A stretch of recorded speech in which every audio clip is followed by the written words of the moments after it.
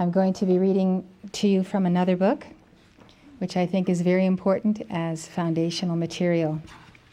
Sometimes it's interesting to follow the lines of a book and we get into the mental body, and other times when we listen to the word, we internalize more than the word, but the cup that comes with the word. So why don't you try this on this evening?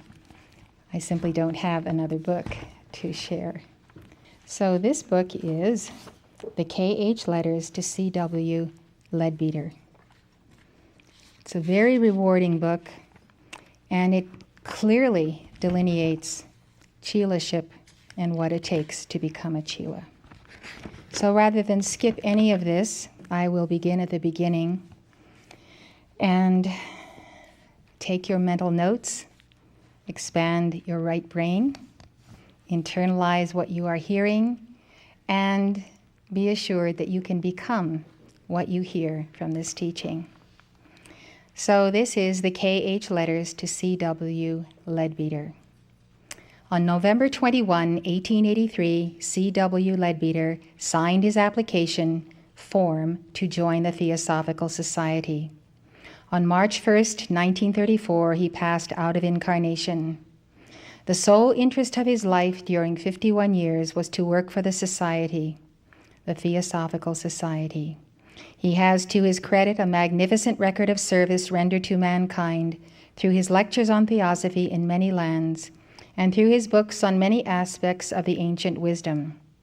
What was the driving power in his life which made him firm and faithful to the end? You can ask that question of yourself. That driving power came from the fact that he found his master in October 1884, for it was then that he was accepted as a chela or disciple by the adept, who called himself Kuthumi and signed his communications with the two initials KH. How Mr. Leadbeater came to receive certain letters from the Master KH, and what were his reactions to them, must be examined if we are to understand him and his life's work. The first chapter in any biography of C.W. Leadbeater must begin with this incident.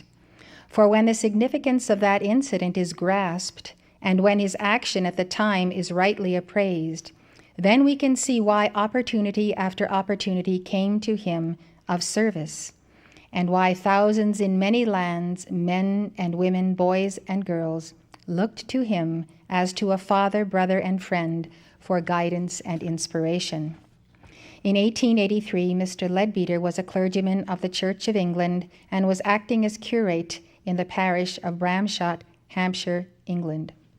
He had for many years been deeply interested in spiritualism, not in the inspirational addresses of the spirits through their mediums, but in the phenomena performed by those spirits which revealed not only the existence of unsuspected powers in nature, but also the command over them by discarnate entities.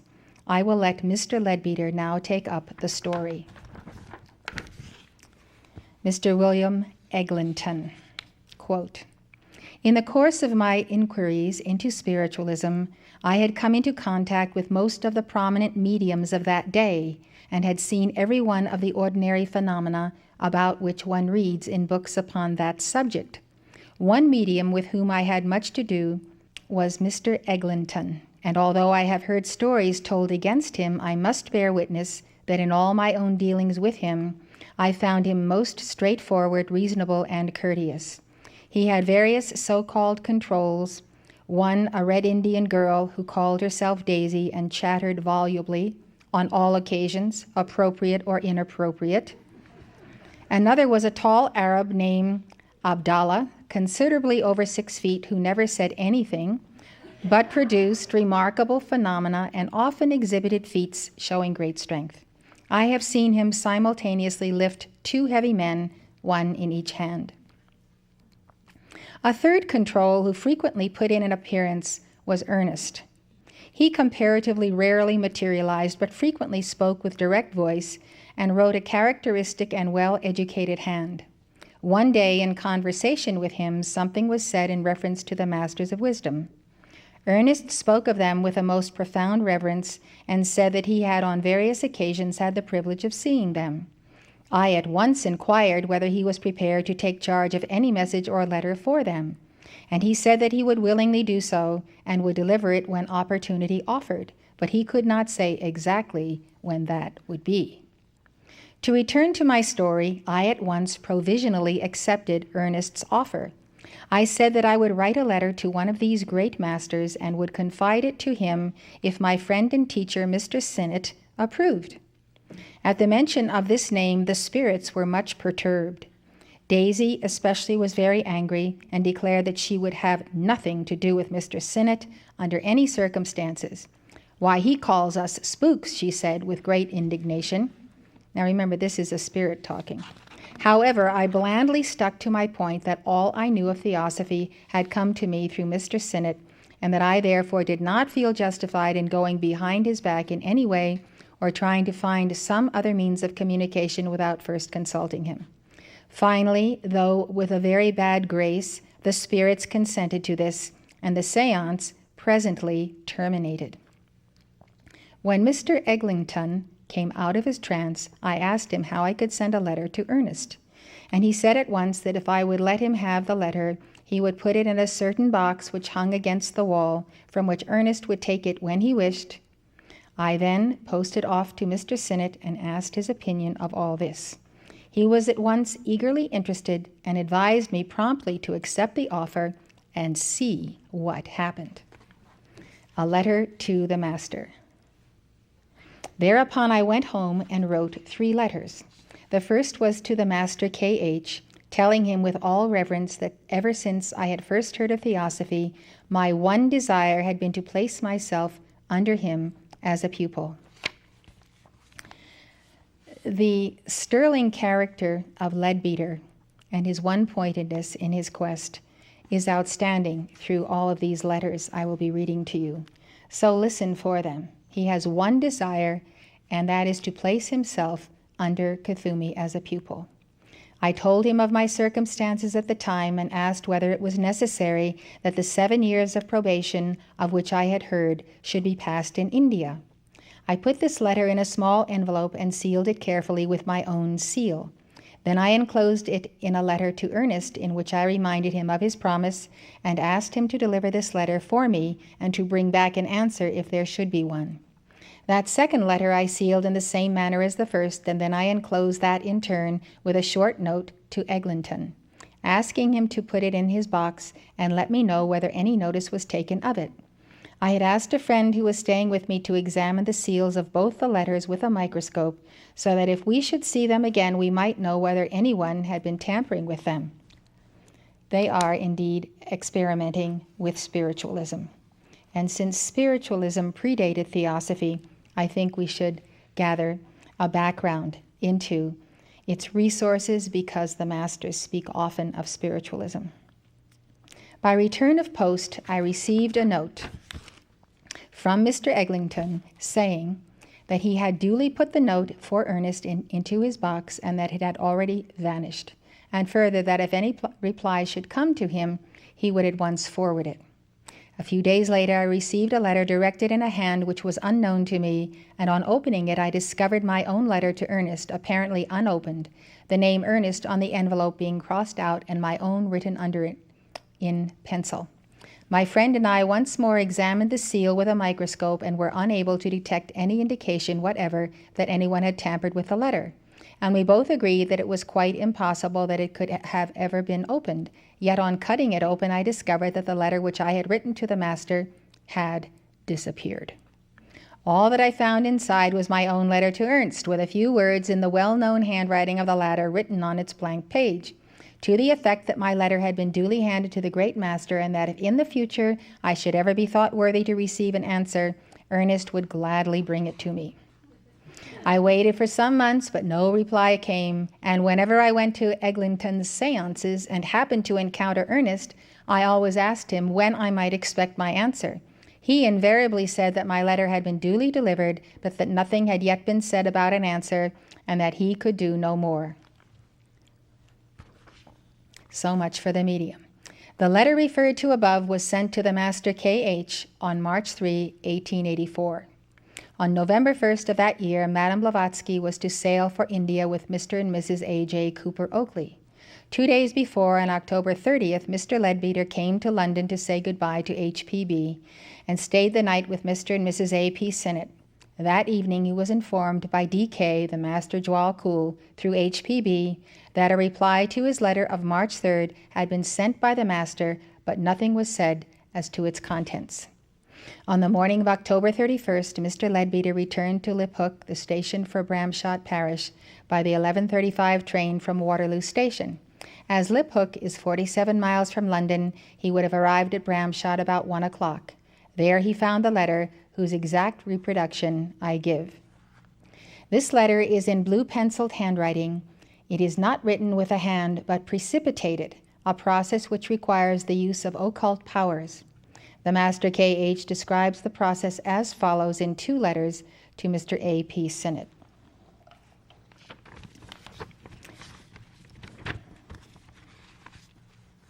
Bear in mind that these my letters are not written, but impressed or precipitated, and then mistakes corrected.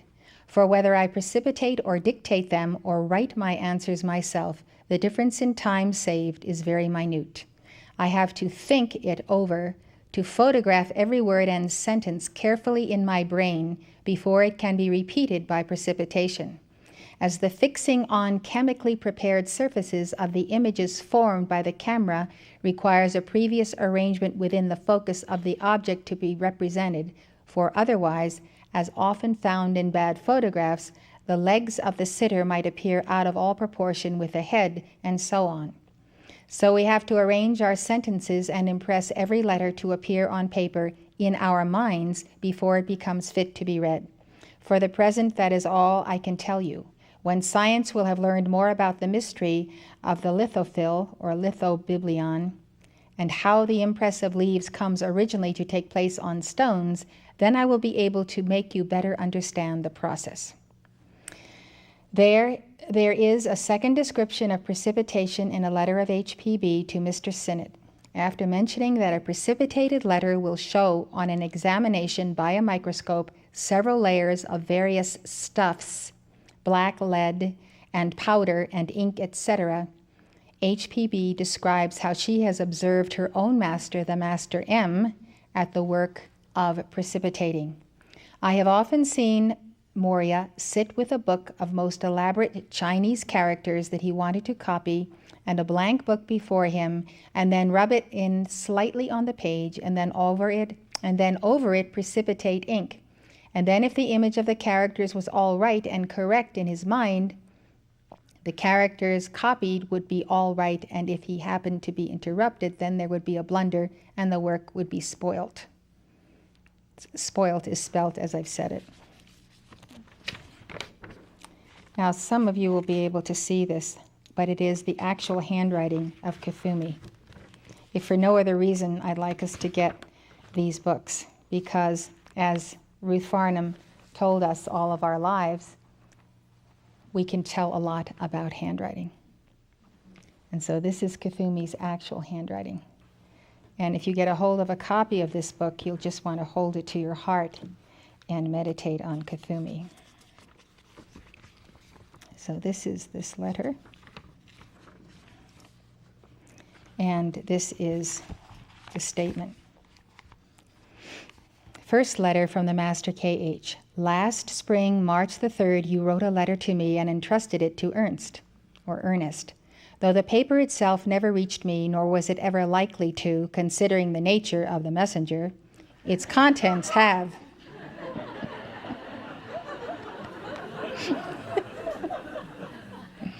I did not answer it at the time, but sent you a warning through Apasika.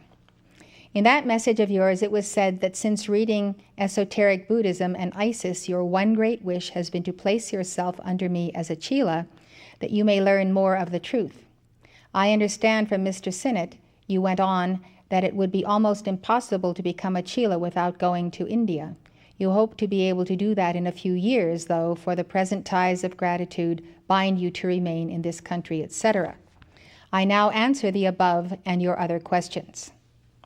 So this is Kuthumi speaking. It is not necessary that one should be in India during the 7 years of probation.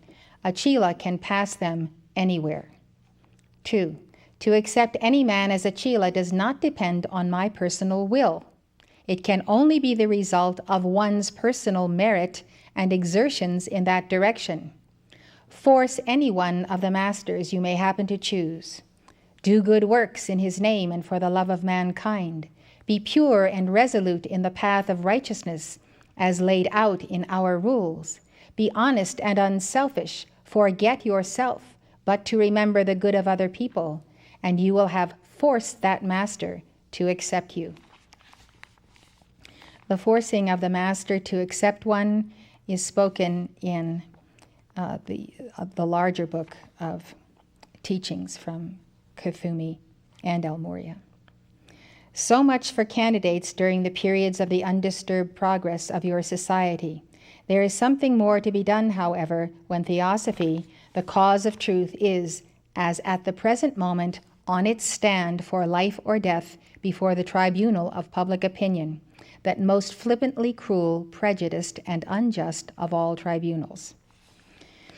One of the secondary reasons I wanted to read this to you is to realize the great jeopardy that the Theosophical Society was in for years and years and years, under attacks mainly from Christians and other of those who are of the dark path.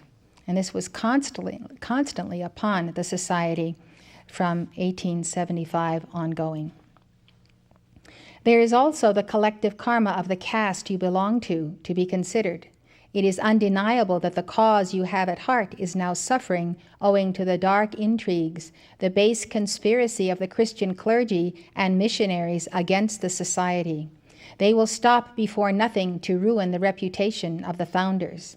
Are you willing to atone for their sins? Then go to Adyar for a few months. The ties of gratitude will not be severed, nor even become weakened for an absence of a few months, if the step be explained plausibly to your relative. He who would shorten the years of probation has to make sacrifices for theosophy. Pushed by malevolent hands to the very edge of a precipice, the society needs every man and woman strong in the cause of truth. It is by doing noble actions and not by only determining that they shall be done that the fruits of the meritorious actions are reaped.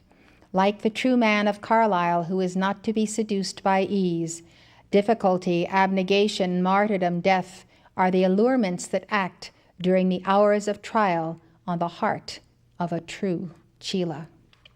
You ask me what rules I must observe during this time of probation, and how soon I might venture to hope that it could begin. I answer you, you have the making of your own future in your own hands as shown above, and every day you may be weaving its woof. If I were to demand that you should do one thing or the other instead of simply advising, I would be responsible for every effect that might flow from the step, and you acquire but a secondary merit. Think, and you will see that this is true. So cast the lot yourself into the lap of justice, never fearing but that its response will be absolutely true. Chelaship is an educational as well as a probationary stage, and the chela alone can determine whether it shall end its adeptship or failure. Chelas from a mistaken idea of our system too often watch and wait for orders, wasting precious time which should be taken up with personal effort. Our cause needs missionaries, devotees, agents, even martyrs perhaps, but it cannot demand of any man to make himself either. So now choose and grasp your own destiny, and may our Lord's Tathagata's memory aid you to decide for the best. Now there is a lengthy commentary on this letter in which the author is breaking down everything that we just heard in a condensed letter form. Commentary. As this letter of the Master is full of illumination to students of occultism, I propose, after the manner of the commentators of old of the Vedas and the Upanishads, to comment on all phrases in it which require elucidation in order to bring out the full significance of the Master's thought. Last spring, March 3rd, as already mentioned, it was on March 3rd, 1884, that Mr. Leadbeater wrote the letter to the Master. He dispatched it to Ernest, the spirit, in the manner which had been described by him already, and trusted it to Ernest. The chief spirit control of the mediums was John King, who claimed to be Sir Henry Morgan, the English buccaneer who sacked the city of Panama in 1671. In some ways, John King was the boss of the spirits and kept them in order, but Ernest never revealed who he had been when incarnate. Considering the nature of the messenger, Ernest was mistaken when he thought that he could enter the presence of the adepts, even to deliver a letter, unless permitted by them to do so. But it looks as if Ernest was merely bluffing and trying to be amiable to Mr. Leadbeater when he promised to deliver the letter. Mr. Leadbeater comments on this as follows. I may mention here that in connection with this, I had later a good example of the unreliability of all such communications. Some considerable time afterwards, some spiritualist wrote to Light, explaining that there could not possibly be such persons as the Masters because Ernest had positively told him that there were not. I wrote to the same newspaper to say that I had it on precisely the same valueless authority that there were Masters and that Ernest knew them well. In each case, Ernest had evidently reflected the thought of the questioner as such entities so often do. Its contents have. Years afterwards, when Mr. Leadbeater was able, through the unfolding of his psychic powers, to communicate directly with the Master without the aid of any intermediary, the Master informed him that as he, C.W. Leadbeater, was writing the letter at his home at Bramshot, then and there the Master had read the letter. Therefore, though Ernest never delivered the letter and it never reached the Master, its contents have. Sent you a warning through Upasika.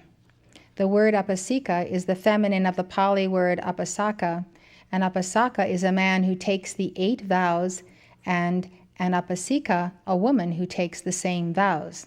A Buddhist monk takes 2 more vows in addition. The nearest Western rendering of the word is lay brother and lay sister. Upasika is the word often used by the Masters for HPB, as during her period of residence with them in Tibet, she had taken the vows of a lay sister. The warning referred to was an intimation by HPB to Mr. Leadbeater to moderate his enthusiasm for spiritualistic phenomena, but she did not mention then that the warning was from the Master. Hence Mr. Leadbeater did not know at the time that the Master was aware of his offer of service and dedication. Now all of this is Leadbeater's effort to get himself to be a chela. So he went through a lot of many winding roads in the process. Ties of gratitude bind you. Mr. Leadbeater was at this time one of 2 curates or assistant priests of the Church of England in the parish of Bramshot, Liphook, Hampshire. The rector or priest in charge was the Reverend W.W. Capes, who was also rural dean. Mr. Capes was the uncle of Mr. Leadbeater and an Oxford Don, being the reader in ancient history in the university, fellow of Queen's College, and for some time tutor of Hertford College. Mr. Leadbeater's father had died some years before, and he was the only surviving son. His mother and he were well-to-do when the Leadbeater family lost all in the collapse of a great bank. This necessitated his going to work as early as possible. For a while he was a clerk in the well-known bank of Williams, Deakins and Company, but the work was naturally cramping and uncongenial. He was very high church in his ecclesiastic leanings and was closely associated with the work of the Church of All Saints, Margaret Street, London. As his uncle had much influence in ecclesiastic circles, it seemed logical that the nephew should enter the church. After the usual studies, he was admitted as deacon by Bishop Harold Brown of Winchester on December 22, 1878, and ordained priest on December 21, 1879, at the parish church of St. Andrew, Farnham, Surrey. When admitted as deacon, he was authorized to act as a curate at Bramshott, a very large parish. During term time, the rector, the Reverend Mr. Capes, was often away at Oxford on his university work, and the routine work of the large parish fell largely upon the two curates. Mr. Leadbeater therefore felt that he could scarcely leave for India without creating difficulties for his uncle, to whom he owed much, to find a substitute. One should be in India. Since the philosophical movement was originated by two adepts who live in Indian bodies, and since a large number of adepts are similarly in Eastern bodies, there was naturally an idea among the early theosophists that there was no possibility of real spiritual growth and occult advancement unless one went to India. This idea still prevails among those who in Europe and the Americas believe in the existence of masters. There are hundreds in those lands who think that there can be no beginning of any spiritual advancement unless they make every effort to free themselves from their Western environment and come to India in search of a master. It is only after one realizes the true nature of the adept and how his consciousness can function in any instant in any part of the world, and how his mind responds instantaneously wherever the sincere thought of an aspirant flashes out in the invisible, that one knows that it is not necessary to leave one's place of residence in order to come close to a master. All of us who are sons of the Master know by personal experience how he is aware of every thought and feeling of ours, wherever we may be, and how he gives his directions for important actions in his service. Of several instances which show how the adept knows, though he may be thousands of miles away, I select two. In the year 1884, one of the most devoted members of the Theosophical Society was Mrs. Francesca Arundel. She received in London a long letter from the Master K.H., at the time in Tibet, from which I quote 3 extracts. 1. I have followed your many thoughts. I have watched their silent evolution and the yearnings of your inner soul. And since your pledge permits me to do so, having a few things to tell you concerning yourself and those you love, I take the opportunity to write to you directly to say a few words. Having overheard your conversation with H.P.B. on the night of her arrival, I may say that you are right. She, Miss Arundel's mother, is unconsciously doing herself harm, great harm, by not curbing her temper. She draws to herself bad astral influences and creates a current so antagonistic to ours that we are often forced sorrowfully away. The second instance of the adept knowing at once what is happening thousands of miles away relates to Colonel H.S. Alcott. In 1888, when he was proceeding to London to meet H.P.B., he was on board a steamer which was approaching Brindisi. On the early morning of the day before the arrival, when on deck, he felt irritated against H.P.B., thinking that her then policy in Europe would make a division in the society. When he returned to his cabin, there dropped from the air a long letter from the Master K.H., full of advice and instruction regarding the situation which he would find in London. In that letter appear these sentences. One of the most valuable effects of Upasika's mission is that it drives men to self-study and destroys in them blind servility for persons. Observe your own case, for example. But you revolt, good friend, against her infallibility as you once thought it, has gone too far, and you have been unjust to her, for which I am sorry to say you will have to suffer hereafter along with others. Just now on deck, your thoughts about her were dark and sinful, and so I find the moment a fitting one to put you on your guard. We see thus that distance makes no difference to an adept, and that though he may be thousands of miles away, his attention is immediately drawn to anyone who sincerely and profoundly aspires, or to any one of his pupils as he does his master's work. It has been said by one of the masters that in the world today, where there are so few who unselfishly desire to serve mankind or yearn for true spirituality, wherever an earnest soul seeks the light, it is as if in an utterly dark valley a man were to light a candle. The candle may be small, but so great is the surrounding darkness that its light is seen far away. In a similar manner, the man who seeks purely, unselfishly, and strenuously to come to the light is known at once by the masters in whatever part of the world that man may abide. And to the measure of his aspiration and his capability for receiving the light of wisdom, that light is given to him.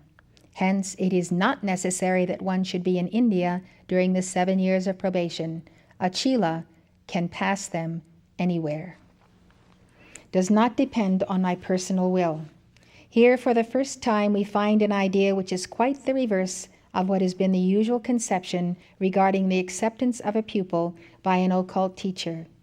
In India, the idea has been prevalent as an immemorial tradition that the would-be disciple had only to go to a guru and say, "Sir, accept me," and the guru would reply, "So be it."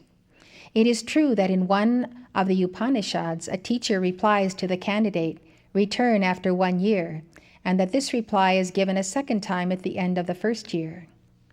A revealing idea is presented by the Master K.H. that in occultism, the relation between master and pupil is not a sentimental one. It has to be the result of the setting in motion of definite forces by the would-be disciple. The disciple must set in motion the forces whereby he can be accepted as a chela. We must do it. The masters receive us when we do this well. This idea is conveyed in the words that the relation can only be established as the result of one's personal merit and exertions in that direction. If you had a dictionary at hand, you would remember that exertion is very intense effort. To exert oneself takes all of our strength in accomplishing a task. It is only after much knowledge of what is the work of an adept that one realizes that a master is not just a mere teacher of spiritual truths, but is essentially a great executive agent who handles the forces of the Logos and as such is responsible for even their slightest use. The relation between master and pupil implies that the master must utilize some of those forces which are in his charge to help the pupil. He must therefore have proof that it will be worth his while to divert those forces towards the pupil, and that the pupil will return back to the master's reservoir of force more than he has received from it. So these are requisites for being close to a master. Everything I'm reading to you leads to these conclusions, sentence by sentence. The next heading is force any one of the masters. Nothing could be more striking than the use of the word force and underlining it so as to draw special attention to the reality behind the thought. There is the occult saying, "Knock and it shall be opened unto you." But it does not follow, as has been explained in Light on the Path, that a mere desire on the part of an aspirant is a real knock in the occult significance of the word. Those that ask shall have, but though the ordinary man asks perpetually, his voice is not heard. For he asks with his mind only, and the voice of the mind is only heard on that plane on which the mind acts. The aspirant must so determine the direction of all his thoughts and feelings that they converge on the hope of being received as a pupil. If such a determination is carried out in action day after day, it may be for years, sometimes, he knocks at the door of the master, and the master, as an agent of the great law, must open the door, for the aspirant will have forced that master. I read this very teaching many, many years ago, and I thought it was the most joyous information to receive because I realized that I had it in my power to force the master to receive me in succeeding levels of attainment, exceeding levels of paths that he would lead me on. And I knew that the way to force the master was not to be bugging him, but to serve him in such a capacity as I could lay on his altar and at his feet. Books that would be written, conferences we would hold, teachings that we would put forth, where thousands and perhaps millions of people would benefit. And so I knew that if I did this steadfastly, kept all other laws and rules of the Brotherhood, that one I would have to be accepted. Now, it was El Morya that called me to be trained by himself and Mark Prophet in Washington, D.C., and you've all heard about that. But becoming a chela with a capital C, then maintaining oneself as a chela for decades is another matter.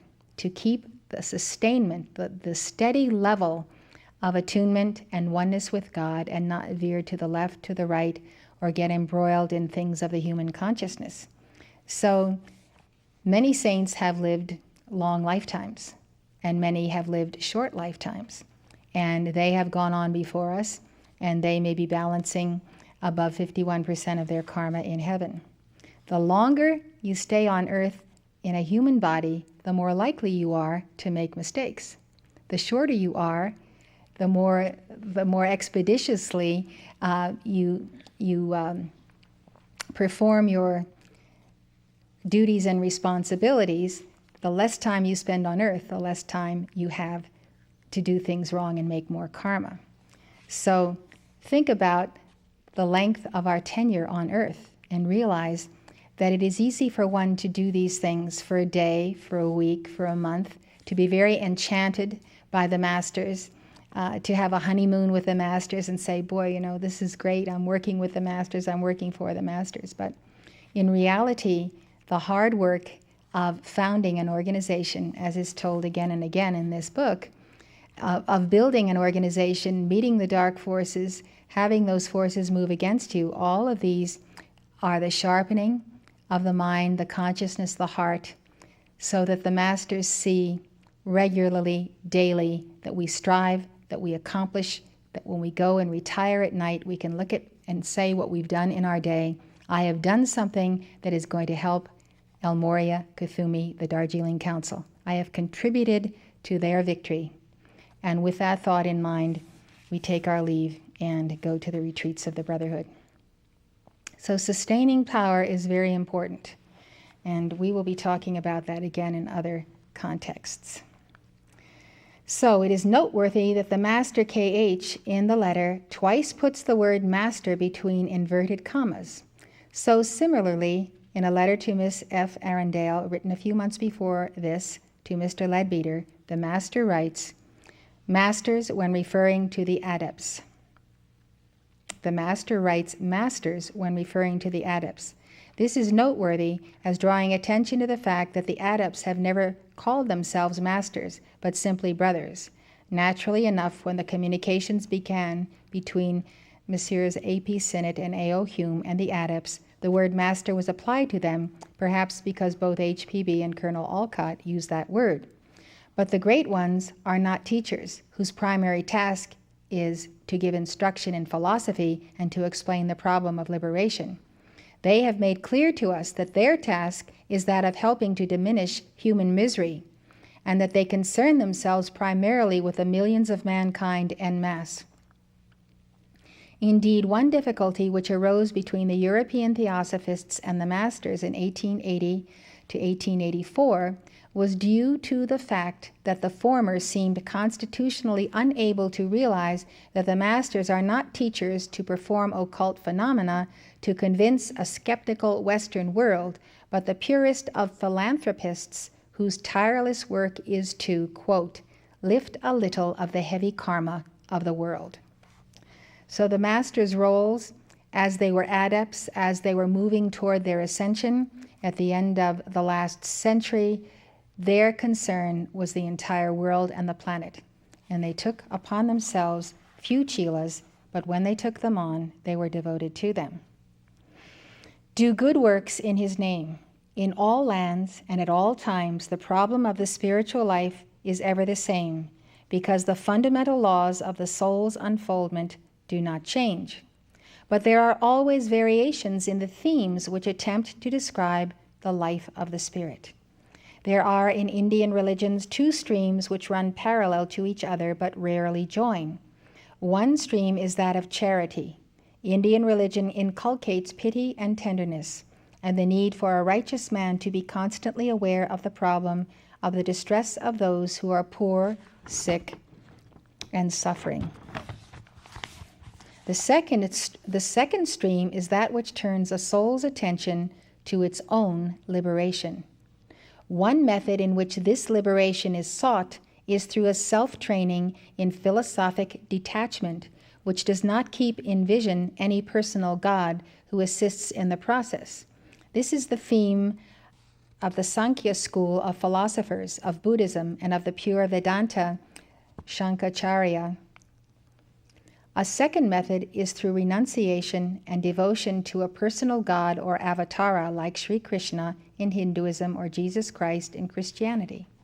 It is especially a characteristic of Hindu spiritual life that each man should seek his liberation intently and as swiftly as possible, but not consecrate himself to relieve the needs of others except in the general ways of charity and harmlessness. Hence the ideal of the sannyasi in Hinduism and of the thera in Buddhism. But it is a strong characteristic of the Christian spiritual life that the love of God should not be separated from charity to one's fellow men. True, the monastic life has always been one ideal in Christianity. Yet Christianity has, more than any other religion, emphasized the close relation of social service to the worship of God. Even among Christian monks and nuns, there are several orders who devote themselves especially to the relief of suffering. This development has taken as its inspiration the words of the Christ, where he proclaimed that he reveals his presence in those who are in need and suffering. For as much as ye have done it unto one of the least of these my brethren, ye have done it unto me. From this has developed the ideal of a combination of devotion and action in the phrase, in his name. We find, therefore, in Christianity a union of charity and worship. The two can be made separate, but in the noblest Christian life they have ever been a unity. It is to this conception of the practical life of the occultist, who seeks to serve the Master and at the same time is keenly aware of the needs of his fellow men, that the Master K.H. refers in these striking words, do good works in his name. Do good works in his name. In India especially, men think of a master not as a mere philosophical exponent of the spiritual life, but as one who is also the very incarnation of the Godhead as manifested in a physical body. The Godhead is therefore proclaimed as discoverable wherever the body of the Master can be found. So today in India, as in past ages, men wander from place to place, seeking the Guru. But when one realizes that each of the great masters is in touch with every event in the world and in every place through the use of the powers which are his as an adept, then one knows that to find the Guru is not a matter of traveling from place to place, but of an inner change of heart and mind. But of an inner change of heart and mind. I would like to give you the opportunity to ask questions. Hello, Mother, everyone. I was thinking last week when you were reading. I remember reading, I think it was in HPB, comments about how basically Theosophy, Blavatsky, and mainly Olcott, it was saying that they, at that time, and this is getting close to this last, at 100 years before the end of the this 2,000-year cycle, took and basically saved Buddhism and Hinduism from being like the jewels. So there's the true teaching that was covered up at that time by you're having the Industrial Revolution and you're having Darwinism and all these things, and you had the British coming in, so the whole Western civilization was putting down those religions as not being viable anymore.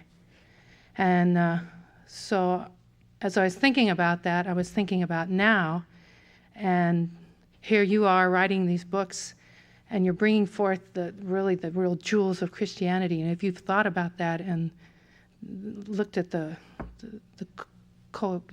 two together, it's really, I see the masters helping bring out the true teachings of Christianity through your teachings and hopefully through this book that's coming out.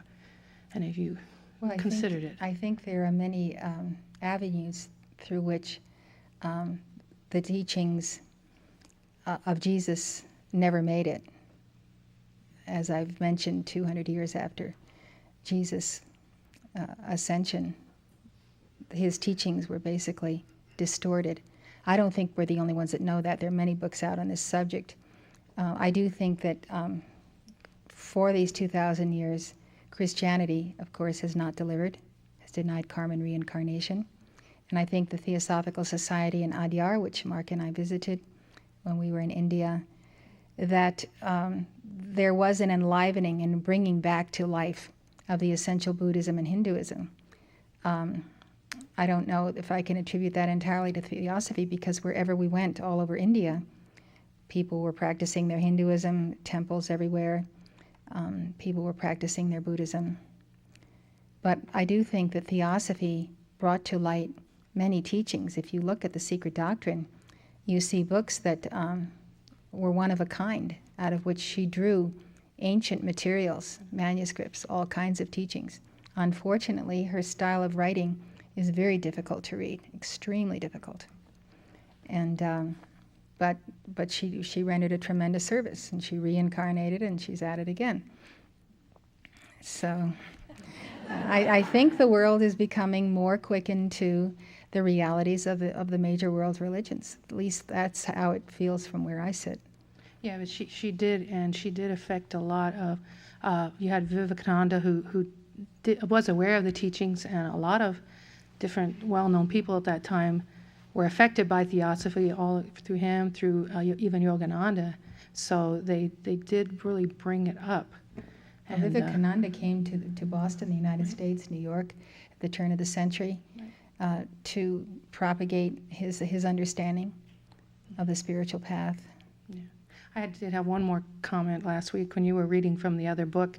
There were footnotes in your book that weren't in the newer books. That's right. And I was thinking about it, and I realized even just in 100 years, you see that they're already starting to change that teaching, that book. Well, actually, that book is just a photocopy. Right.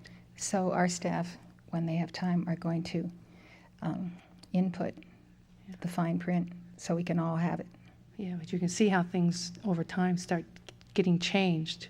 And so over hundreds of years, you lose little nuggets of teachings, and that's just an example. The text wasn't changed, it was what was left out. Right, yeah, right. Yeah. We lost something. Right. Lost in translation, yeah. for sure. It should be such a parallel to us of our own movement. Will we do everything the way it should be done? So the right people come here, we do the right thing by our children, by education, by the teachings, we send emissaries forth. Is this community going to be the Mecca of the world, where all those who are spiritual seekers come from all the different world's religions? Or are we going to look back on it because we didn't do right, and all of us have passed on to other octaves, and we didn't leave a legacy for those coming behind us to carry on? And that's where we are today. We today have to bring in many, many, many souls so that we will know what we have given our lives to will endure, and that this community, as we see it, as we look at the mountains and we look at the heart of the inner retreat and look at the beautiful land we have, that it's here, not idle, but there are souls such as yourselves now becoming adepts. Now you're 30, now you're 40, now you're 50. Where will you be when you are at that point of, let's say, 75 or 80, when you have been on the path in this community for 50 years? What legacy will you leave from your causal body, from the works of your hands, from the compassion of your heart that will have sustained us as we keep moving on? New life is being born, others are making their ascensions, and we're watching it every day, aren't we? And we're looking at the great contributions of those who've gone on, and we want to bring to our smallest children the deeper mysteries of life. I think this is a tremendous challenge and a very joyous one, but we cannot fail. It's like Maury is saying to Kuan Yin, we must not fail. Hi, Mother. I just have a quick question on the readings you were doing last week. I went over them again, and Leadbeater seemed to imply that all men pass through the animal kingdom before they move on in Yeah, evolution. it's very complex, isn't it? I mean, that book is a very complex book. I don't think it's necessary for us to worry about it, whether all men have passed through the animal kingdom. If you have the concept that we began as cavemen or something less and we've now become what we are and what we're going to be in the future is better yet, that's fine. But whether we know it or we don't know it is not going to make the difference in our ascension. It's definitely a curious and interesting subject, but off the beam of the practical and the expedient. So Okay. I don't like to make pronouncements about things like that because it's just another way of thinking and looking at the evolution of the soul in the four lower bodies and in the successive incarnations of growing more and more spiritual and so forth. I just wanted to tell you that when I was in New Jersey, the Aura book was selling very well. I visited a lot of accounts there. And also, I really feel that New Jersey is ready for a stump, especially Red Bank. There's a lot of spiritual stores there that are, there's a lot of psychic stuff too going on, but there's a lot of spiritual people in that area. Well, thank you for planting the seed. Mother, along that same line, like they said that a horse, for instance, learns things and then it goes back to the group soul. And so what concerned me was if insects things do this, I know this is complicated, but it's important to me because I try to carry the insects out, but sometimes they startle me and I'll kill them. And does that mean when you do that you interfere with their evolution? There are zillions of flies, probably on this ranch alone, and all kinds of other things that we trap and catch and remove from our houses. I can't worry about it. Thank you. I can't worry about them. Mm-hmm. Okay, thanks. Thank you, Mother. Okay. Hi, Mother. There's a doubt that I have been thinking about many times in my life, and it's the concept of the chela in the chain of the hierarchy. Like the guru is a predetermined one, like Jesus is the chela of Maitreya is Gautama, and so on. And so this command of forcing the master you choose is kind of contradicting that image.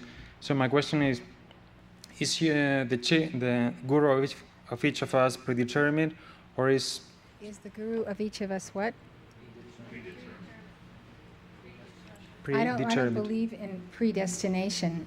I think that God gives us a package when we're born, and He says, make of it what you will.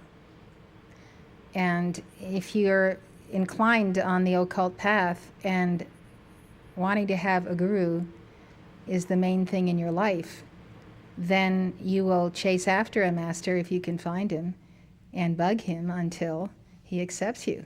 And that is the meaning of forcing the guru. He must accept you because you have met all the requirements to be his chela. Then he cannot say no. So you choose your guru. It's your free will who counts in here. You may choose a guru, but he may wait 25 years before he accepts you. Mm. It's not easy. I've heard the masters say at various times when they were under stress, where they were dealing with world karma, Maury has made the comment, I'm not accepting chelas these days because I can't afford it. I can't afford to give my energy to individuals when the world is in dire situations, and I, Moria, am making karma by working in the world and moving with people. So they have their times and their seasons. But we already know that El Morya is our guru, but he doesn't take on our karma. He doesn't take it on at all. We have to balance our karma. But we can ask him to be his chela with a capital C. And he will tell you, be my chela by proving it and doing my works and spreading my message and getting across to the world and the nations. Whatever vein that is your interest, whether it's the economies of the nations or world health or world poverty or whatever you may be dedicated to, because you have to have a work. You have to have something you do for this master, and what I just read to you is you have to do more for him than he does for you. Thank you. So the last line of this this previous paragraph is saying, but the master is a bodhisattva, and it is only to those chelas who are filled with the love of mankind that he can pour out his love most and make them his best agents. Next subheading is as laid out in our rules. Every religion gives certain rules of conduct regarding what is the path of righteousness. I have to stop here because El Morya just wanted me to make a statement. The statement he is making is that the surest way you have an opening to have a direct relationship to an ascended master is to see that you balance your karma. Ascended masters don't like to take on chelas who have mountains of karma. So the more you can reduce those mountains of karma, the more you can get close to El Morya and have a one-on-one relationship with him. So he's reiterating again what I just told you, and that is he's not taking on chelas unless those chelas give more than they take. And so that's where the slowing down process comes. Does the master want to expend his energy on us, or can he do much greater work with those who have less karma, whether in or outside this movement? Every religion gives certain rules of conduct regarding what is the path of righteousness, but as ages pass, the word righteousness, or dharma as it is called in Sanskrit, is used to cover all kinds of actions and ceremonies which are proclaimed by priests and religious hierarchies as necessary for righteousness, or dharma, but which have no relation to true religiousness. You can turn off the air conditioning up here, please. Every religion is full of commandments supposed to have been given by a divine lawgiver, but which historical investigations show are merely the result of the age-long accretions of priestly exploitation or of the ignorant superstition of the peoples. There was a time in India when sati, or the self-immolation of the widow on her husband's funeral pyre, was proclaimed by priests and lawmakers as dharma, or the law of God.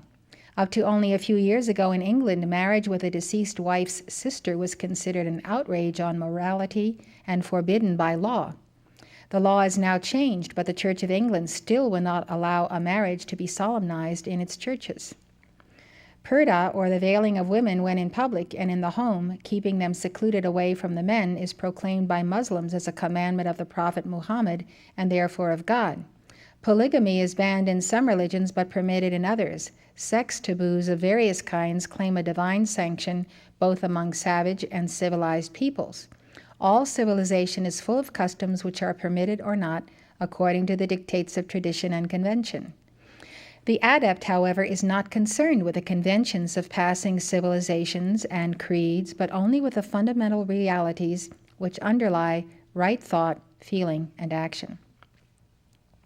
The criterion of the adept as to the truth or untruth in every custom which is proclaimed as of God is in the answer to the query, does it contain the germ of cruelty?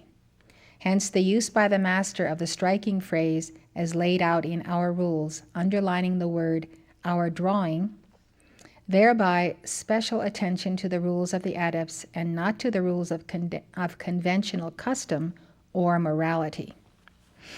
The periods of undisturbed progress. The master has already alluded to the 7 years of probation which a chela can pass anywhere, but that rule deals with the normal run of events. but there are certain periods of unusual stress when the needs of the great work are especially urgent. In such abnormal circumstances, modifications of the normal rule take place.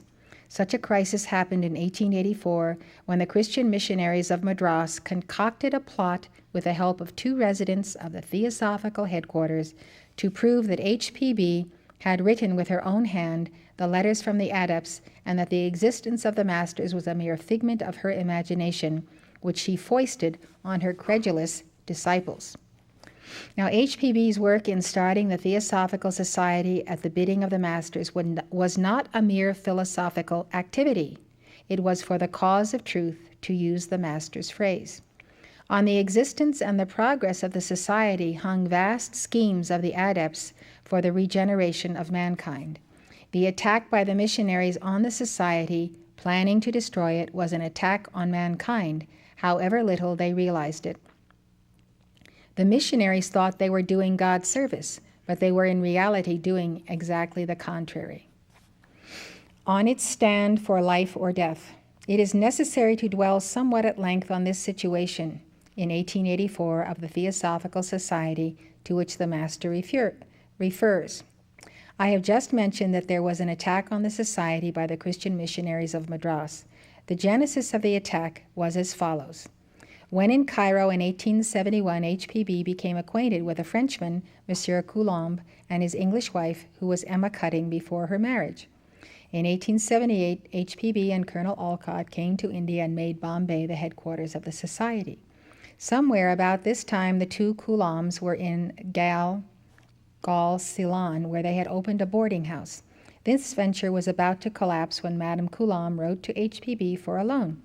HPB replied that if she cared to come to India with her husband, work would be found for them. So the 2 Coulombs came and were given what work was possible. The husband was good at carpentry, and a job was secured for him at a factory, but he lost his job, and so work was found for him at the residence of the founders. Madame Coulomb was given the work of superintending the housekeeping. Later, Coulomb was put in charge of the small library of the society, and his wife was given simple secretarial work. When the founders left for Madras in 1882, the 2 Coulombs came with them and resided at the new headquarters at Adyar. In February 1884, HPB and Colonel Olcott left for Europe. The management of headquarters was put in the hands of a board of control. This board soon found that Madame Coulomb was often trying to obtain loans from members who came to Adyar. Difficulties quickly arose between the board of control and Madame Coulomb, and finally the board dismissed both husband and wife. After the founders left in February, no one resided in the upper part of the building where was HPB's room. Adjoining it was a small room called the Shrine Room, where hung a collapsible wooden cabinet called the Shrine. It was in this shrine that the masters were wont to place their precipitated letters. For several weeks, hardly anybody went upstairs except the Coulombs. A plot was now hatched by them, which would enable them to revenge themselves on the society in HPB, as already mentioned. Coulomb was an expert carpenter, and he contrived a wooden sliding panel at the back of the shrine, and also made an opening in the wall behind it with a second sliding panel. The wall at this spot was thin, as there was a wall cupboard on the other side in HPB's room. Can't you feel the vibration of this thing going on? This intrigue. Here enters into the story one of its most disgraceful factors. This was the role played in the conspiracy by the Christian missionaries of Madras. Ever since the TS began its work in India, the revival of Indian religion and culture had of course begun to put obstacles in the way of the missionary effort. Each year that passed made missionary activities harder because the founders of the Theosophical Society and their band of workers inspired the Hindus to revive their ancient culture and the Buddhists of Ceylon to revive Buddhism. Sanskrit schools had been established in India and vernacular schools in Ceylon. Translations of Hindu and Buddhist scriptures had been begun, and so a counter-propaganda to missionary proselytization was started.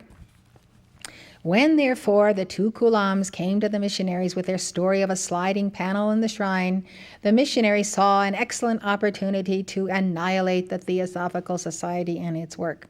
They took up the Coulombs, financed them, and an attack was launched on the society in the missionary magazine. So-called evidence was offered to prove that the masters were an invention of HPB and that the letters phenomenally produced in the shrine were written by HPB and placed there by the Kulams with her connivance. At the same time, letters which were forged by the Kulams purporting to be HPB's handwriting were produced to show that the idea of the masters was mere trickery on the part of HPB. The story of the Kulams was that at HPB's suggestion, Kulam had made the sliding panel in the shrine and the opening to it from the other side. So obviously the letters were not placed mysteriously in the shrine by the masters, but were written by HPB with her own hand and placed in the shrine through the secret aperture in her room.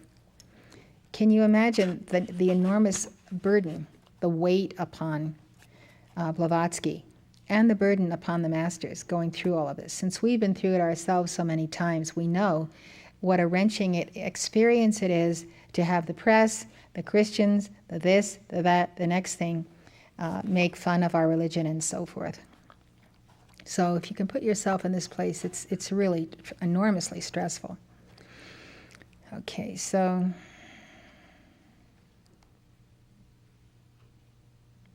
now dozens of people had for several months before HPB's departure not only seen the shrine, but had also examined it carefully.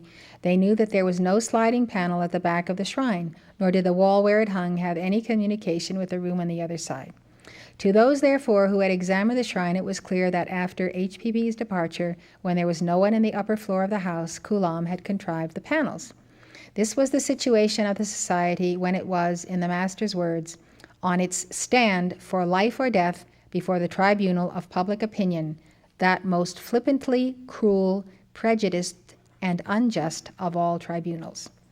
It may well be asked, if the masters are in such close touch with the world's affairs, how it was that they were unable to foresee this missionary attack upon the society.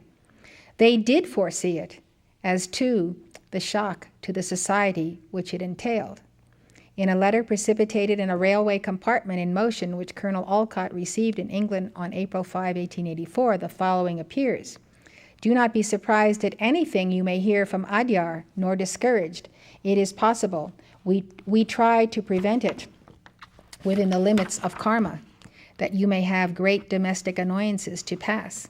You have harbored a traitor and an enemy under your roof for years, and the missionary party are more than ready to avail of any help she may be induced to give. And the missionary party are more than ready to avail of any help she may be induced to give.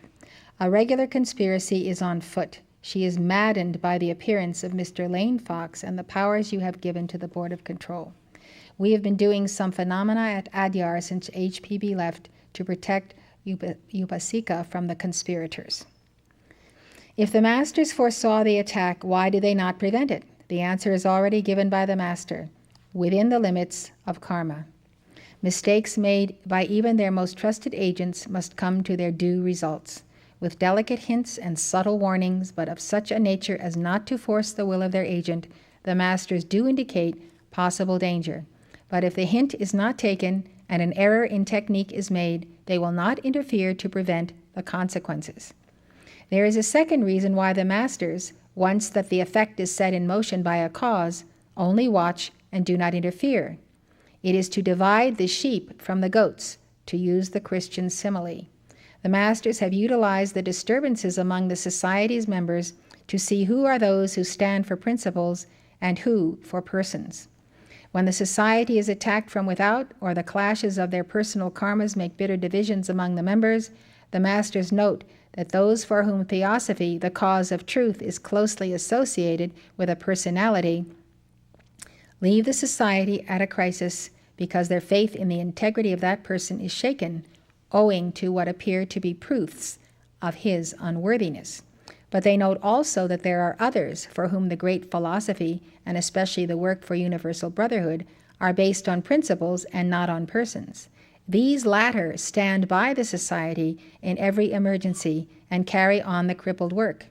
It is to select these for greater fields of service that the adepts, however much they regret the confusion in the public mind and the waste of energy of the members in unfraternal life, allow without interfering the interplay of the karmic forces of the members.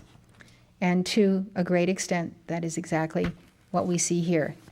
And when we give energy to the masters in our dynamic decrees, because we're dealing with a crisis of our church here and throughout the world, we know that when we give sufficient decrees, then we give energy to the masters that they don't have to expend from their causal bodies, and they can help us because we've provided a reservoir of energies from our decrees.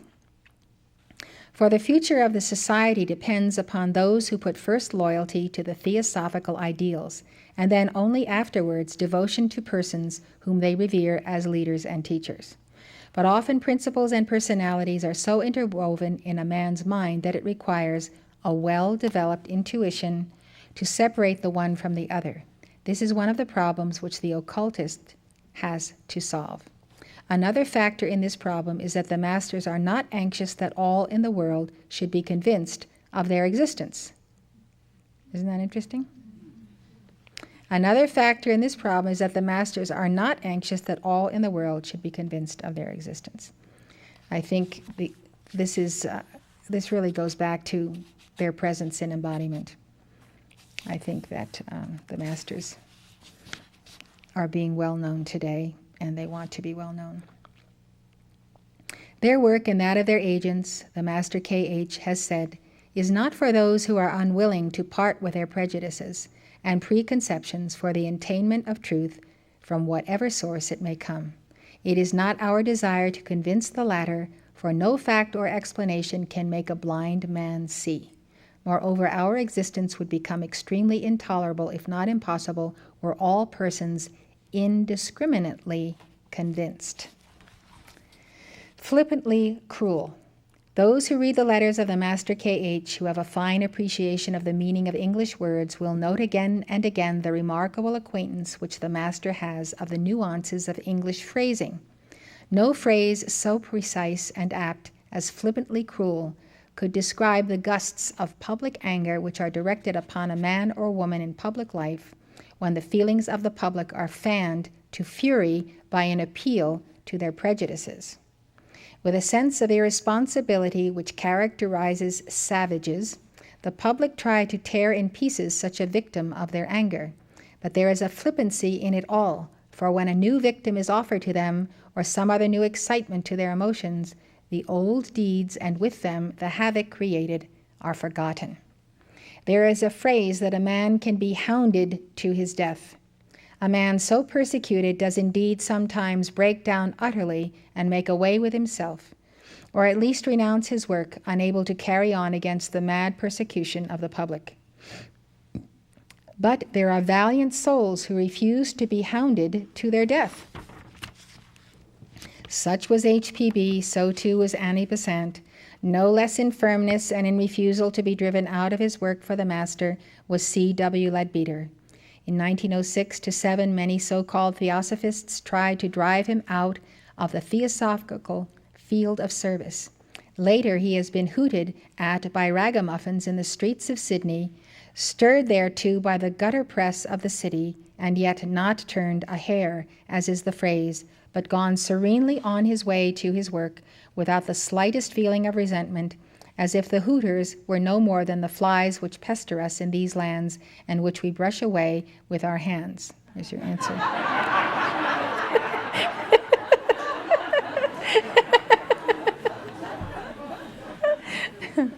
I'll chalk that one up to the Master speaking to you. The collective karma of the caste you belong to. As is clear from what has gone before, it was the representatives of Christianity who were making an attempt to destroy utterly the Theosophical Society. But these missionaries were not of the Church of England, to which Mr. Leadbeater belonged. The Master for the first time reveals a fact that no one had thought of before, that there is not only individual karma, but also a collective karma of a group, like a caste or a nation. While Mr. Leadbeater took no part in the missionary plot to destroy the society, and on the contrary was a staunch supporter of it, nevertheless, since he too was a minister of Christ, he also was involved in the karma of the Madras Christian missionaries. Now Mr. Leadbeater, as a Church of England priest who was denied that Wesleyans, Baptists, Congregationalists, and similar nonconformists who were attacking the society were true priests at all, because they did not have the apostolic succession as he did, could not have realized before receiving the Master's letter that he too had his share in the attack on the society. So, if you allow yourself to remain tied to an organization that works directly against the ascended masters, what it is saying here, then you are also part of that attack. And this is why we say when we receive those who are communicants that they need to sever the tie with the Roman Catholic Church, because the Roman Catholic Church in some areas is actively aligned against us, and other areas leave us alone. But it is not our path, and it is not our mission to remain tied. So think about organizations you may have belonged to and determine whether you want to be tied to them, because they can be siphoning your energies if you don't cut those ties. Are you willing to atone for their sins? This is a continuation of this thought. Until Mr. Leadbeater had in some manner purified himself from the sin of his caste, so that the forces of the Master could act through him without obstruction, it was of little use to look forward to become a chela soon. How could he purify himself? By going to Madras, the very camp of the missionary plotters, and by showing publicly that an ordained priest of Christ was heart and soul with the society. Such an action would atone for the sins of his fellow Christians so far as his lot in their karma was concerned. The ties of gratitude. Mr. Leadbeater had mentioned in the letter sent through Ernest that much as he would like to give himself immediately to the society, ties of gratitude held him back from such a course of action. As has been explained already, he was a curate in the parish of his uncle, the Reverend W. W. Capes. He owed much to his uncle, who had helped him financially and otherwise to enter the Christian ministry, and found a post for him as curate from the day of his admission as a deacon.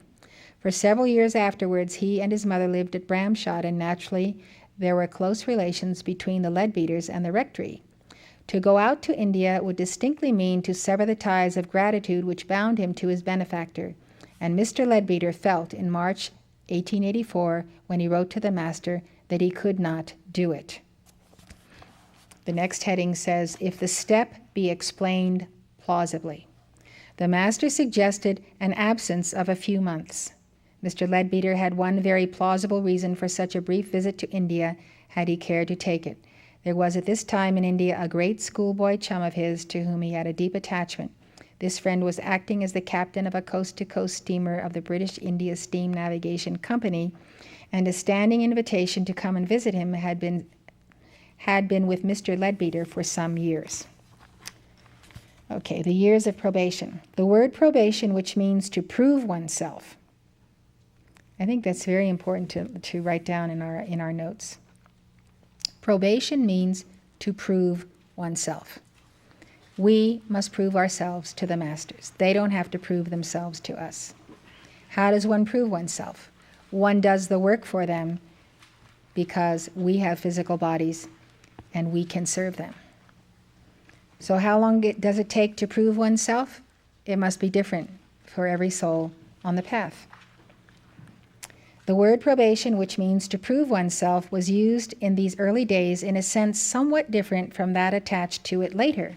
Since about 1889, probation came to mean the formal admission of the aspirant as a chela, that is, as one of the Master's selected band. It is at this moment of admission that the Master makes the living image of the chela and examines it periodically to note how the chela's character is changing. You recall we heard about that in the other book, how the Master creates a living image of the probationer, the accepted chela. But there is a preliminary stage during which the aspirant is kept under observation, but no responsibility is undertaken by the Master towards him, as in the case of a chela. It is to this preliminary stage, usually of a period of 7 years, that the Master refers when he said that the 7 years of probation can be passed anywhere. We shall see later that Mr. Leadbeater reduced the period to less than 12 hours and became a chela. So this is the next heading, to make sacrifices for theosophy. The Master had alluded to the fact that progress on the occult path can only be the result of one's personal merit and exertions in that direction. The aspirant must knock at the door of the master by deeds of self-sacrifice. He must have created such an accumulation of karma on the good side that he proves that he has stepped out of the ranks of the many and is offering to join the small band of those who are pledged, quote, to lift a little the heavy karma of the world, unquote. Just as in the case of a boat going upstream through a lock and is already inside the lock has to be filled before its gates leading to the higher level of water can be opened. So, similarly, the aspirant must have created a sufficient force of karma before the gates, which lead to the entrance to the path, will open. It is by sacrifices of various kinds involving discomfort, suffering, renunciation, etc., in a noble cause that the idealist increases his stock of good karma. How's your stock? How's your stock of good karma? In these days, the idea of sacrifice sounds strange in connection with joining the Theosophical Society or working for its ideals. The Theosophical ideas are so widespread, and in India and in English-speaking lands, like Britain and the United States today, not considered so outrageous that little sacrifice is involved if a seeker for the higher life determines to associate himself with Theosophists. But it was not so in the early days of the society. About the 80s of the last century, in many countries except India, for a man to be a Theosophist was to be considered a little mad, and in some Christian lands where fanaticism was still alive, to court persecution. All this has changed in Britain, in most countries of Europe, and in the United States. But it is not so yet in Latin America. That is, the 20 republics of South and Central America, Mexico, Cuba, the Dominican Republic, and Puerto Rico. In these countries where Protestant influence is scarcely to be felt in social or public life, the power of the Church of Rome is still a ruthless autocracy over its adherents. I know from personal experience during 2 long tours working in those lands for Theosophy how the priests have invariably tried, not only subtly but sometimes also openly, to suppress Theosophical propaganda, especially by threatening the women members of the church with religious penalties if they attended my lectures. Theosophy has been officially banned by name by the Pope as a dire heresy, and in 1 month in each year a prayer is offered to God through the Virgin Mary to save the world from Theosophy. In these countries, remember we're talking about a century ago, those of you who are from these countries, so we all know things can have greatly changed by then, and we've seen a lot of spiritual seekers outside the church in South America. In these countries, it does require an act of sacrifice on the part of a seeker for truth to identify himself openly with Theosophy and the Theosophical Society. However, if a man or a woman shows a bold front to the priests, they will give the Theosophist up as a bad job, warning all, however, that the wicked son or daughter of the church will be condemned to eternal perdition. Yet, so subtle is the influence of the Roman Catholic priests that many a man and woman in Latin America has to undergo a veiled persecution which affects both his or her material prosperity and family relations. What Christ said in Palestine is still true concerning the opposition which the earnest seeker will meet. A man's foes shall be they of his own household. If the earnest seeker is loyal to the dictates of his higher self and bravely meets persecution, then he will prove, as many have proved to have braved public opinion and the hostility of family and friends, what the Master K.H. has said. He who damns himself in his own estimation and agreeably to the recognized and current code of honor to save a worthy cause may someday find out that he has reached thereby his loftiest aspirations. You know, many of these sentences are just written 100 years ago, not in the style that we read today. I'll read this one more time.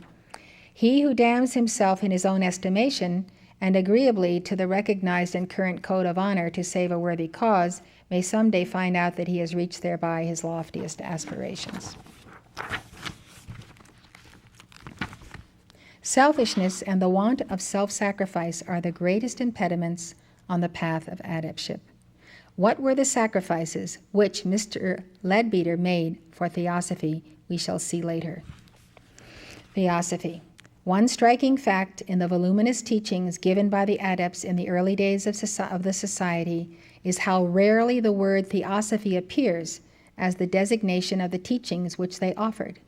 In my two compilations, the Letters from the Masters of Wisdom, first and second series, the word appears only 4 times, and twice in this letter to Mr. Leadbeater. In the large volume of the Letters of the Masters M and K.H.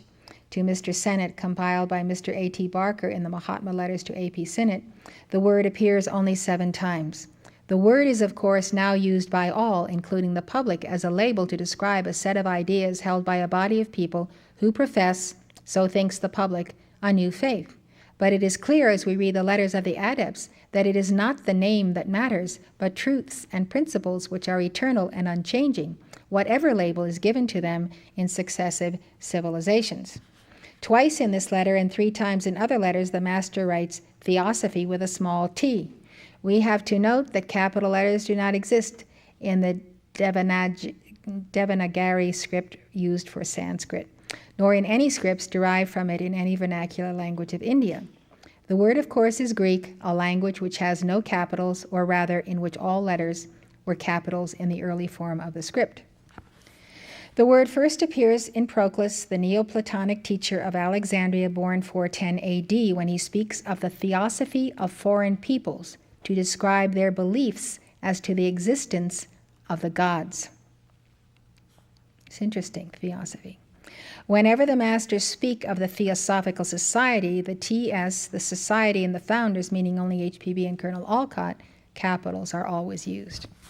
A very noteworthy fact is that, though the Theosophical Society was originated by the Masters and is their messenger to the world, and they have guided it in checkered career, there is no mention of the word theosophy in the Constitution of the Society, which regulates the work of its constituent parts, the national societies or sections.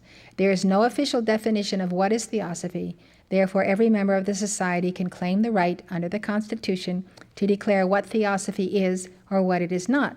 For the work of the society is not primarily to proclaim a cut and dried philosophy, but to establish a universal brotherhood. So what theosophy means to you personally is what you will internalize and what you will embody of the society. Next heading, it is by doing noble actions. The emphasis which the Master makes upon the word doing by underlining it is a sharp reminder that the time for dreaming, hoping, and planning is over. In a letter to Miss F. Arundale, he describes how beautiful and unselfish dreams have a higher origin than the mind of the lower self. Good resolutions are mind-painted pictures of good deeds. Fancies, daydreams, whisperings of the Buddhi to the manas. It may well have been that when emphasizing action, the Master was reminded of Carlyle's words, "The end of man is an action and not a thought." For immediately afterwards, we have a quotation from Carlyle. Like the true man of Carlyle, one interesting fact about the Master K.H. is that he has evidently read widely in Western literature, for in many of his letters we find quotations or references to them. In one letter he quotes from The Light of Asia, in another from Tennyson, and in a letter by the Master M asks the latter to quote to Mr. Sinnett the first verse of the well-known poem of Christina Rossetti, "Does the road wind uphill all the way?" An unusual quotation is from a Danish poet. One reference which has been difficult to locate was to a statement of the Greek philosopher Anaxagoras.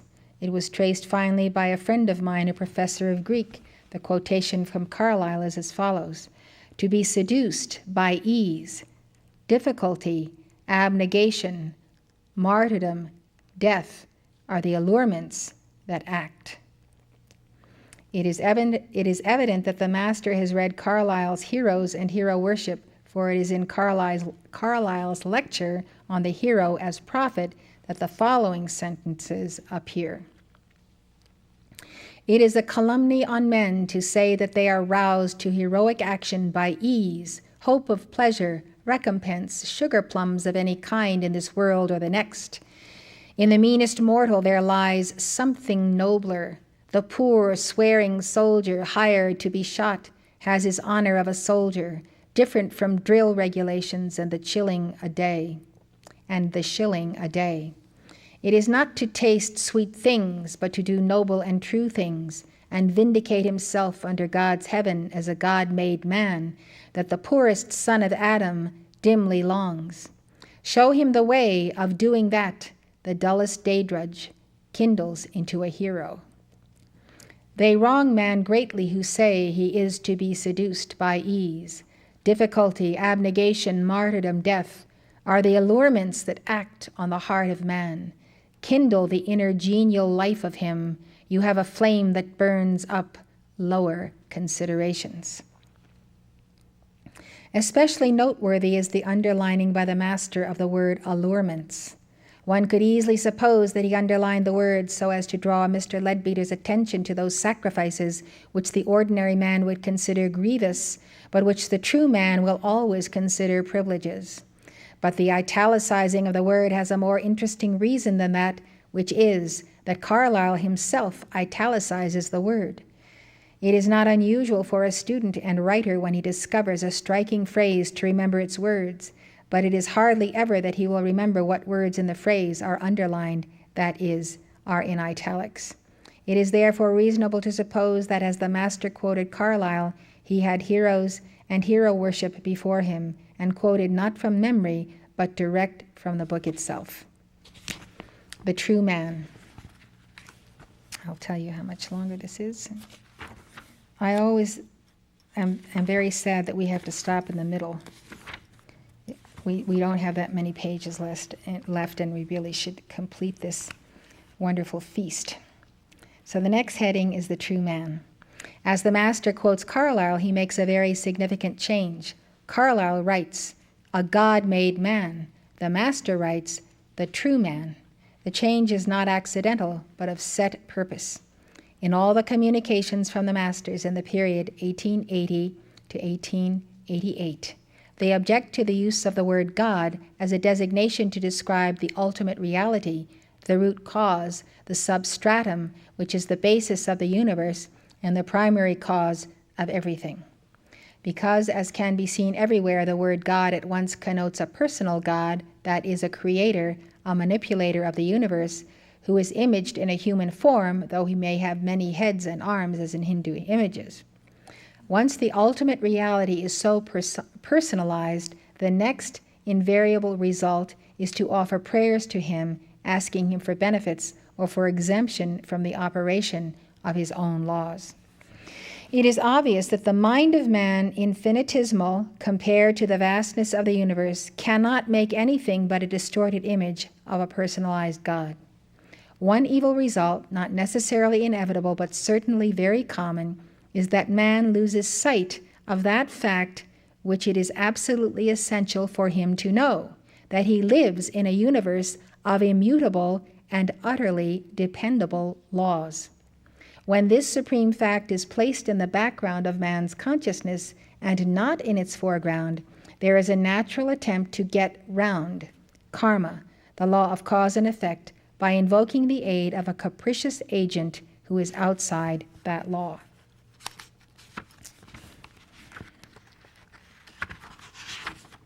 It is this personalized conception of ultimate reality which brings swiftly in its train many an evil, as, for instance, the rivalries of the religions which name the reality under different names, proclaim an exclusive salvation to those who worship it under only one special name, and fight fiercely as to which is the one and only true God. Aren't we grateful that Saint Germain gave us the mighty I Am Presence and settled all of this? Should, however, the reality be so concretized and personalized, a natural spring in the human heart is to worship him. But with such a worship comes priesthoods and ceremonies which may assist the soul in worship, or on the other hand may cramp and limit that soul in its worship, as so often happens when priests and priestcrafts take command over the human heart. On this point, the great adept known as the Mahachohan declared once, quote, "Once unfettered and delivered from their dead weight of dogmatic interpretations, personal names, anthropomorphic conceptions, and salaried priests, the fundamental doctrines of all religions will be proved identical in their esoteric meaning. Osiris, Krishna, Buddha, Christ will be shown as different names for one and the same royal highway to final bliss, nirvana. Mystical Christianity, that is to say, that Christianity which teaches self-redemption through our own seventh principle, this liberated para-atman, Agoides, called by some Christ, by others Buddha, and equivalent to regeneration or rebirth in spirit, will be found just the same truth as the nirvana of Buddhism. The great adept said also, the world in general, and Christendom especially, left for 2,000 years to the regime of a personal God, as well as its political and social systems based on that idea, has now proved a failure. No less striking is the adept's assertion that the increasing struggle for existence, how greatly it has increased since he wrote in 1881, we can all note, is due to the stress which the religions which proclaim a personal God have made up on the dread of death.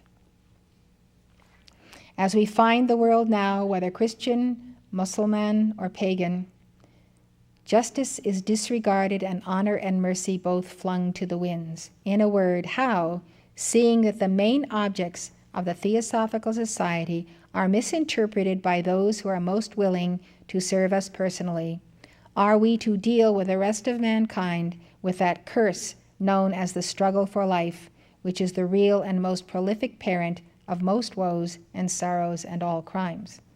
Why has that struggle become the almost universal scheme of the universe? We answer because no religion, with the exception of Buddhism, has hitherto taught a practical contempt for the earthly life, while each of them always, with that one solitary exception, has through its hells and damnations inculcated the greatest dread of death. Therefore do we find that struggle for life raging most fiercely in Christian countries, most prevalent in Europe and America. It weakens in the pagan lands and is nearly unknown among Buddhist populations.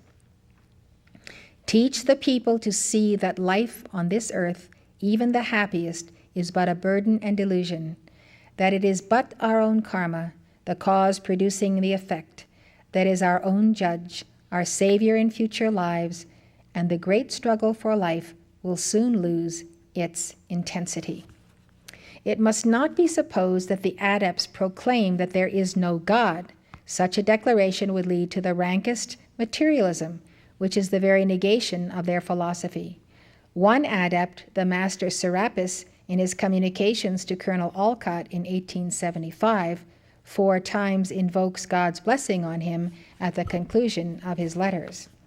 The 2 greatest philosophers of Hinduism, Shankaracharya and Ramanacharya, the heads of 2 different philosophical schools expounding the same Vedanta teaching, are divided on this point, whether the ultimate reality is to be conceived only as an absolute impersonal principle or as one capable at the same time of revealing itself as a personal God without losing its attributes as the absolute.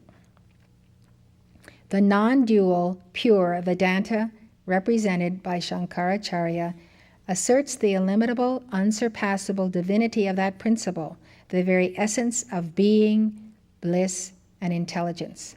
But that is not different in nature from the human soul, or to put it more accurately, the soul and that are always one and inseparable, however separate the soul appears to be when it functions as an embodied being. But the philosophy of Ramanujacharya insists that while the soul and that are ever one, nevertheless there is an aspect of the absolute which is the personal God which the soul can worship forever and ever after liberation, while still united to that. Each time the word that is written here, it's in capital letters. This philosophy asserts the complete identity of soul with God, yet with a difference. The answer which Buddhism makes to this intricate and lofty problem has been given accurately by Edwin Arnold in his Light of Asia, in the opening verse with which he introduces the first sermon preached by Buddha after enlightenment. Om Amitaya, measure not with words the immeasurable, nor sink the string of thought into the fathomless. Who asks doth err, who answers errs. Say not. Nevertheless, the mistrust of the adepts to use the word God as now used in ordinary speech must not be construed as denying the existence of the gods, plural, beings so supreme in their splendor, power, and love as to serve for us men and for our salvation the place of God, whom we can worship in uttermost devotion and be brought nearer to our liberation by that worship. But these Dian Chohans, planetary logoi, solar logoi, are still within the law of the ultimate reality. There is the great being who is the mainspring and mainstay of all within the solar system, whom we call the solar logos. In him we live and move and have our being. Yet beyond him are greater logoi still. As to the nature of the ultimate reality in which the logoi themselves live and move and have their being, who has the right to proclaim what it is not? I would like to hear from any one of you and also take an opportunity to have the air conditioning on.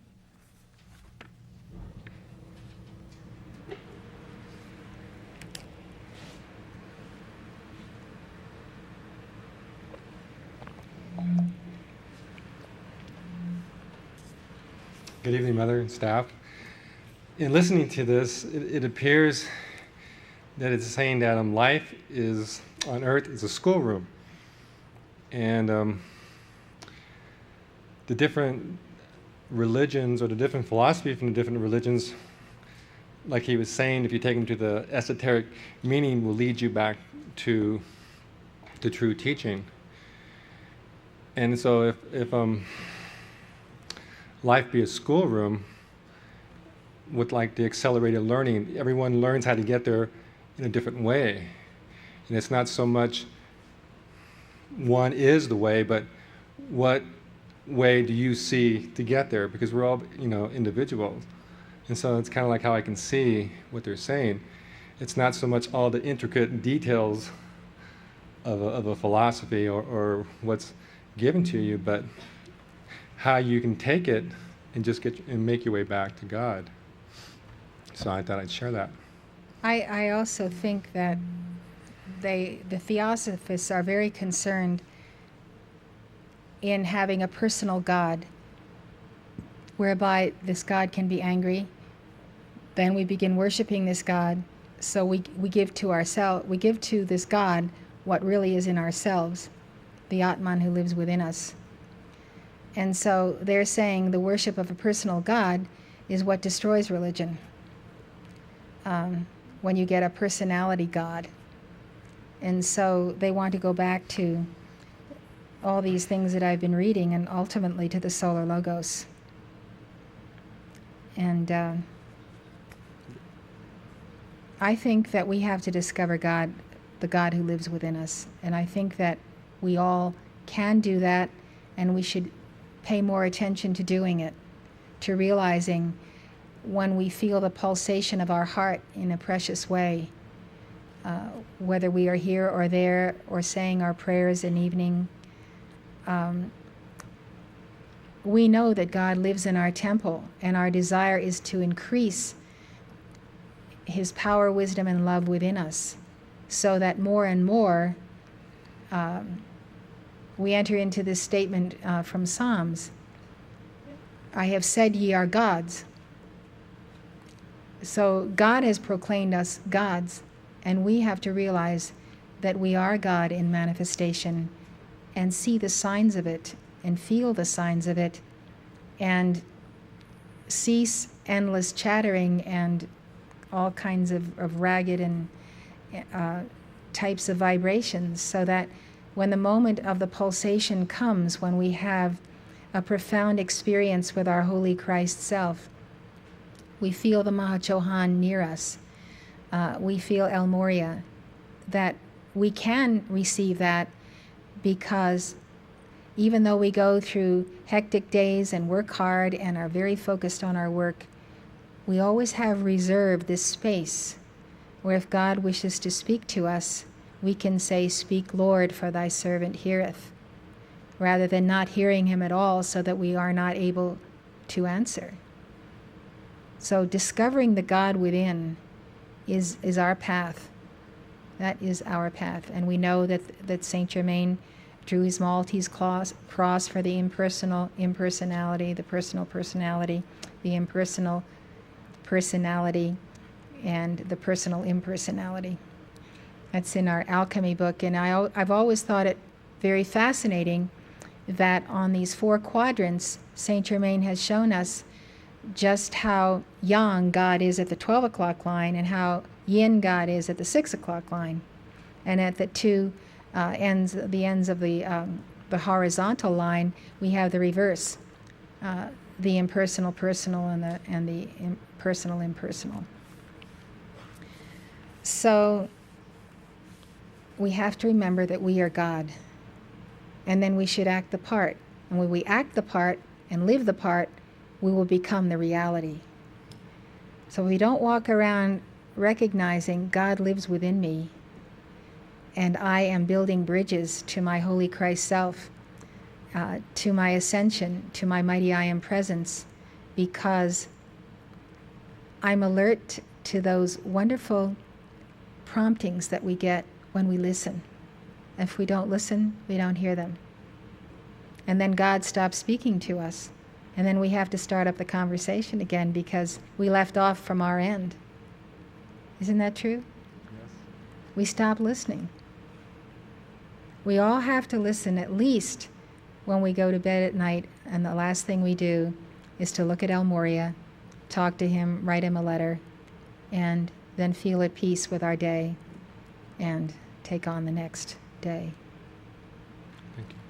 It really is wonderful to be able to say goodnight to El Moria and feel in total peace of one's actions in the previous 24 hours. Okay, we're going to take off the air conditioning now. If I were to demand. These words of the Master have a very great significance. If I were to demand. Since we are beginners, we want constantly to be guided by those whom we regard as elders. Our devotion to them is great, and therefore we are utterly ready to carry out their orders. In occultism, however, the problem is not that of blind obedience to the code of another, but of grasping one's own destiny, as the Master says at the conclusion of this letter. There is no reason why we can't be forging our own destiny at the same time that we are listening to the ascended masters, the unascended masters, or whoever we may look to for guidance. It is true that in our desire never to err from the path, and especially not to make complications for the work of the Master, we feel the need of the advice of an elder. Yet it is the fact that we must ourselves find the true road by our own discrimination and intuition. We may and do often err. Nevertheless, if our heart is pure and our motive has been for unselfish service, any error which we make will create, comparatively speaking, only a slight karma of confusion and evil.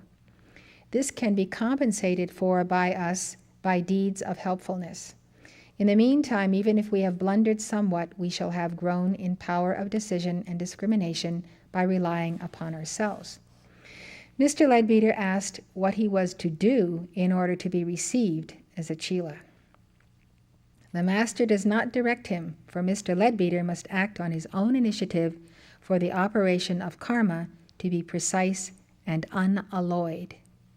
We shall see in the second letter from the Master, when Mr. Leadbeater had decided upon his course of action and the Master accepts him as a chela, that the Master does then specify what are the actions which he requires of his new chela. But at the early stage of receiving the first letter, when the Master explains in outline the problems of probation and of the need to help to save the society, Mr. Leadbeater alone must cast the lot yourself into the lap of justice, never fearing but that its response will be absolutely true. Next heading is, shall end in adeptship or failure. The Master stated at the end of 1882 that of those would-be chelas who had been put on probation and tested that year, half of them had failed. In a letter to Colonel Olcott, the Master writes, "Why must I even now, to put your thoughts in the right channel, remind you of the 3 cases of insanity within 7 months among lay chelas, not to mention one's turning a thief?" Referring to one of these who desired to be accepted as a chela by the Master M, the Master K.H. writes, "The option of receiving him or not as a regular chela remains with a Chohan.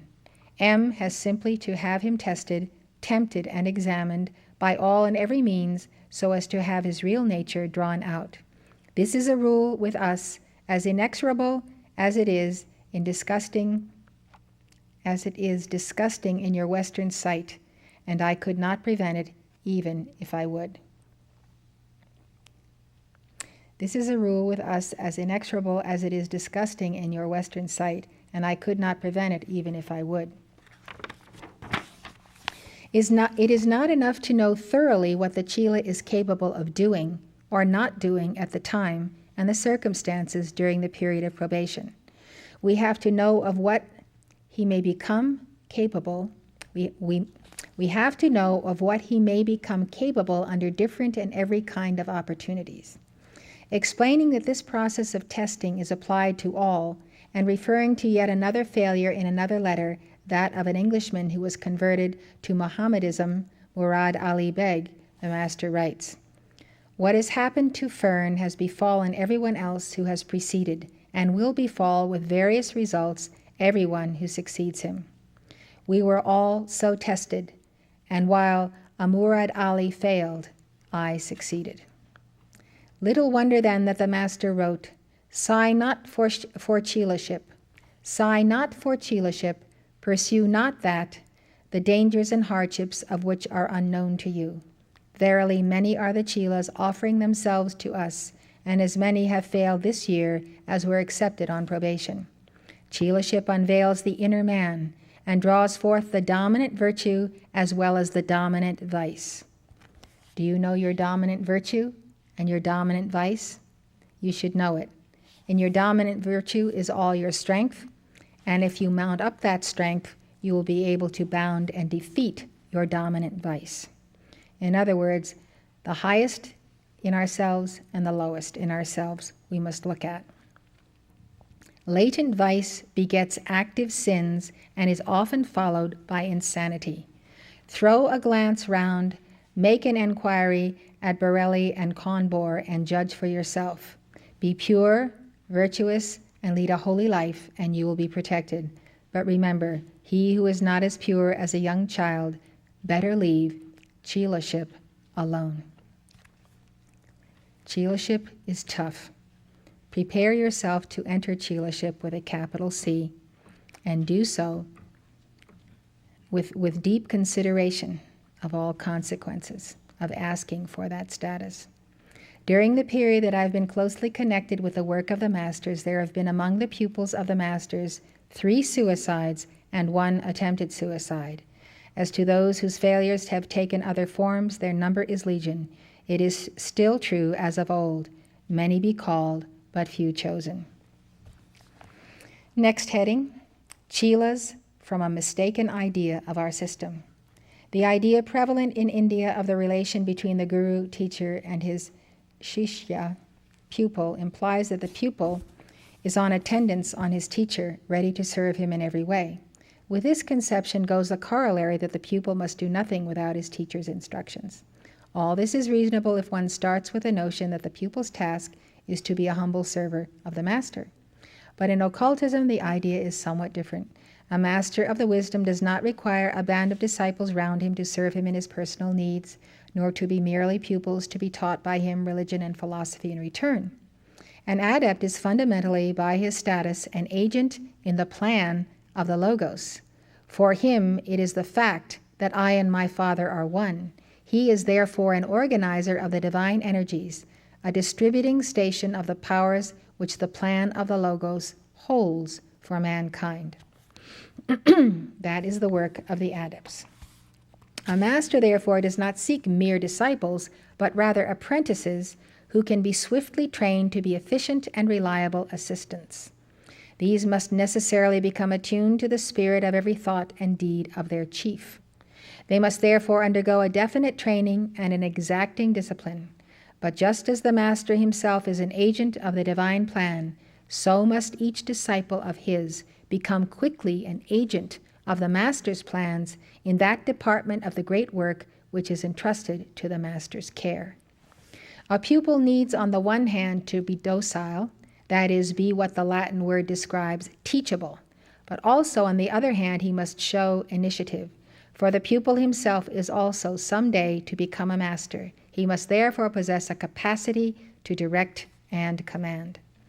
Certainly a master gives directions to a pupil, and sometimes, as we shall see in the second letter received of Mr. Leadbeater, very precise directions.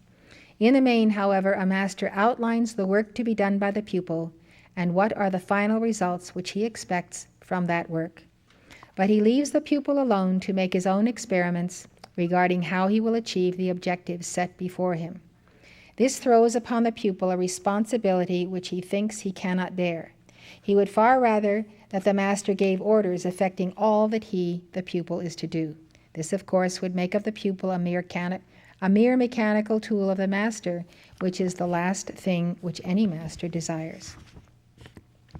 Constantly today in India, would-be workers for the Theosophical Society come to some of us and say, "I have come to serve. Will you tell me what to do?" When in reply we ask the question, "What can you do?"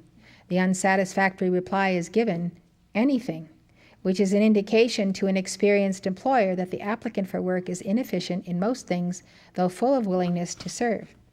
In occultism, the pupil, while always docile, that is, teachable and eager to obey every command of his master, and alert to every suggestion made to him, has ever to be ready to devise and carry through his own plans as he tries to serve his master. Hence the master's words, "Chelas, from a mistaken idea of our system, too often watch and wait for orders, wasting precious time which should be taken up with personal effort." Our Lord's, the Tathagata's memory. This phrase has long puzzled me, and I do not know that I have yet correctly the interpretation of the master's thought. If the blessing of the Tathagata, the Buddhist title for the Lord Gautama Buddha, had been invoked, the explanation would be simple, though it would seem strange to invoke that particular blessing upon a Christian clergyman. But what is the memory of the Lord which is invoked? The phrase suggests that somewhere in the past Mr. Leadbeater had met the Lord Buddha. In this life he had read the Light of Asia, and so knew the term Tathagata, as also the life of the Lord narrated in the poem. But it could not be to the memory of a character in a poem that the master was appealing. No doubt he had met the Lord as thousands of us in many a previous incarnation of his as the Bodhisattva. Somewhere in our ego nature such a beautiful memory must lie dormant and can be awakened.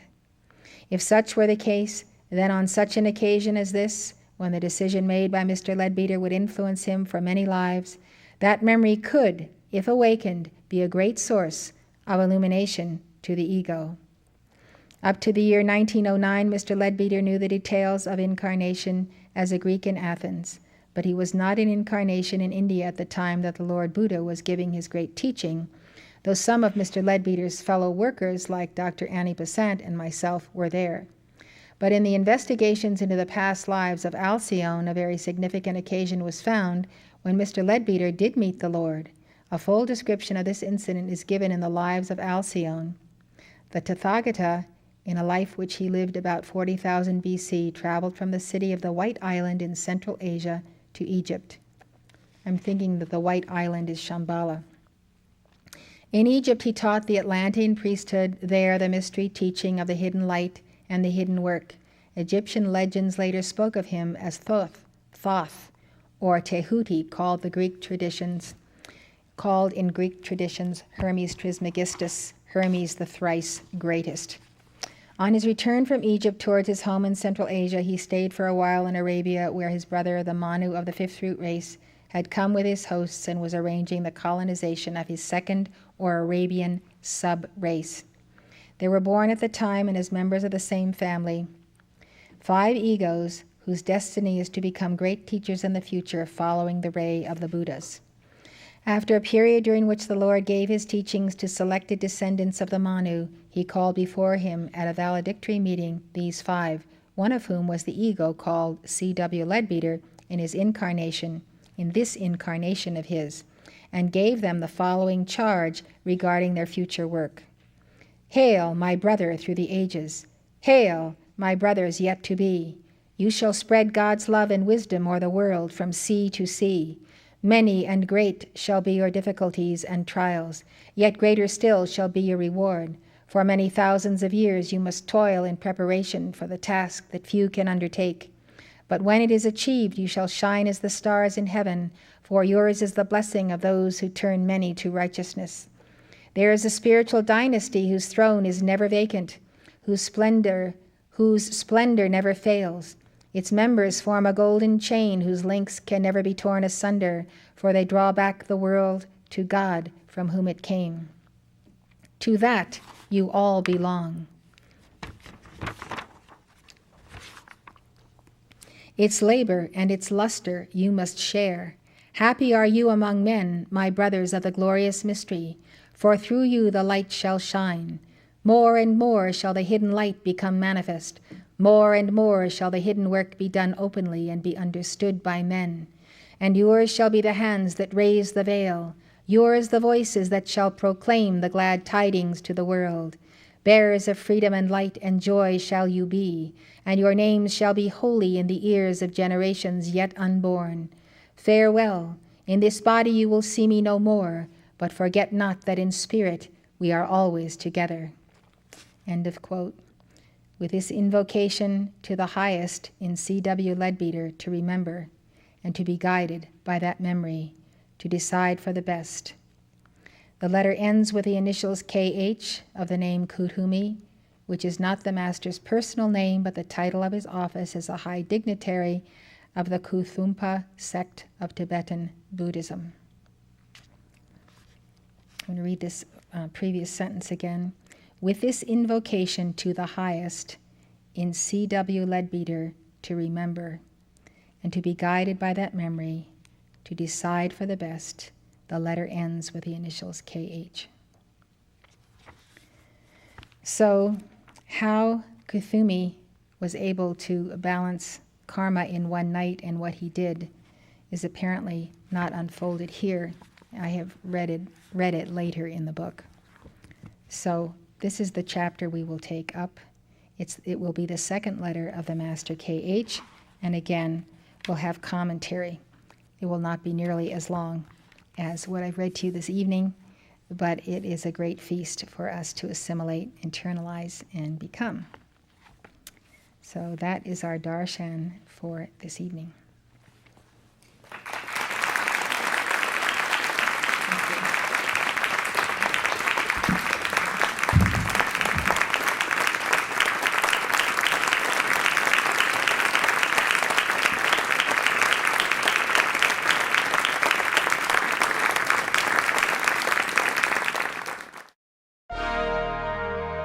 The preceding lecture was given by Elizabeth Clare Prophet, world-renowned author and spiritual teacher. The Summit Lighthouse is an international spiritual organization dedicated to universal enlightenment. Founded in 1958, the Summit Lighthouse has been a beacon of truth to thousands worldwide and a leader in New Thought spirituality. The preceding program has been brought to you by the Summit Lighthouse. For more information, call 1-800-245-5445 or visit our website at www.tsl.org. Outside the USA, call 406-848-9500 or write to the Summit Lighthouse, 63 Summit Way, Gardner, Montana, 59030 USA.